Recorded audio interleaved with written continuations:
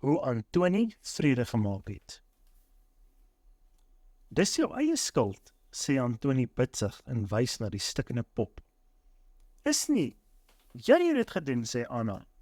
Ek het nie, jy het. Ek sê jou, dis nie ek nie, dit is jy. Ag, jy is sommer 'n ou naarheid, en jy ook. Dis toe dat Antoni vir Anna aan die hare beet kry. Hy het geweet hoe kwaad het haar maak. Toe was die gord gaar. Moeder het die lawaai gehoor en het die huis gehardloop gekom. Ai, julle stoute kinders, roep sy, hou dadelik op. Twee betraande gesiggies kyk na moeder. Antoni het my beste pop se kop gebreek, sê Anna snikkend. Ek het nie, sy het dit self op die sypaadjie laat val. Hy het dit gebreek, mami. Hy het teen my vasgery en die pop uit my hande gestamp. Dis nie my skuld nie. Jy moes dit beter vasgehou het. In elk geval, dis sommer 'n goor pop. Dit is nie. Dis my mooiste pop en die arme Anna begin weer huil. Stil nou, julle twee. Twee sulke groot kinders soos julle staan mos nie so risie en maak nie. Kom net dadelik in die huis in en gaan sit stil totdat julle kan bedaar. Anna is na haar slaapkamer, maar Antoni het in die eetkamer op die rusbank gaan sit en hom so onskuldig moontlik gehou, sodat hy toestemming kon kry om weer te gaan speel. Na 'n rukkie kom sit sy moeder by hom. Waarom het jy en Anna so aanhoudend beklei? Vra sy hom toe. Ag, maar ek weet nie.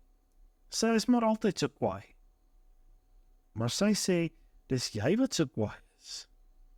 Dis nie ekkie, dis sy. Maar, dink jy nie dis 'n skande dat julle so beklei nie?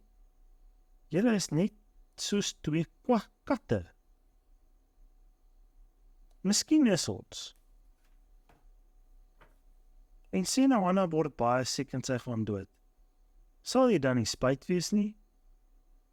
Miskien so 'n bietjie. Nou ja, dan moet jy haar lief hê, solank jy haar het. Moeder het Antoni toe gesien, en toe is sy gou kom bys toe, want sy kon hoor dat iets oorkook. Antoni het begin nadink. Miskien is Anna nie so sleg as wat hy wil uitmaak nie. Nog verlede maand het sy hom 'n nuwe treinstelletjie vir sy verjaarsdag gegee, en sy het dit met haar eie spaargeld gekoop. Dit was daarom 'n bietjie gemeen van hom, om haar hare te trek, en haar in die gesig te klap. Moontlik het sy die ou pop liewer gehad, as wat hy besef het. Hy gaan staan by die venster en uitkyk. Daar lê die arme ou pop, nog sonder kop, soos het op die sypaadjie geval het. Dit lyk maar droewig, maar Antoni kry 'n plan. Hy is stilletjies na sy kamer, en daar het hy iets uit die laai gehaal en in sy sak gesteek. Toe is hy stilletjies by die voordeur uit, na waar die pop lê. Hy het die pop opgetel en onder sy baadjie weggesteek. 'n Seun wil mos nie helder oordag met 'n pop op straat gesien word nie. Daarvandaan is hy met die straat af winkel toe. So wat 'n halfuur later was hy weer terug. Maar, waar is Anna? Wou hy weet. Sy huil nog in haar kamer oor haar pop. Antoni is toe na Anna se kamer. Hy het die deur stilletjies oopgemaak en ingegaan. Op 'n stoel het Anna gesit en snik. Sy het gemaak asof sy hom nie hoor inkom nie.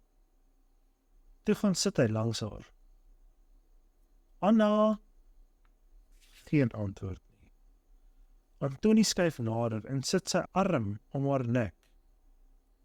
Ek is jammer, Anna. Ek glo dit nie. Nog meer snikke.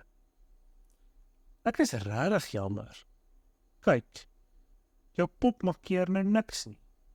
Ek het by die popwinkel 'n nuwe kop laat aansit.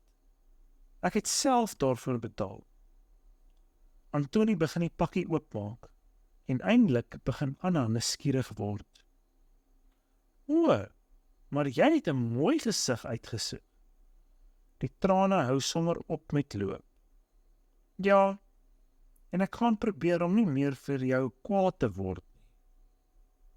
Jy is darm maar 'n gawe ou boet. Toe sit Anna haar arms om Antoni se nek en soen hom.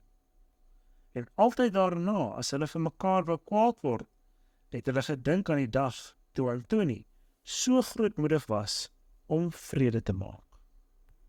Fluit, fluit, my storie is uit.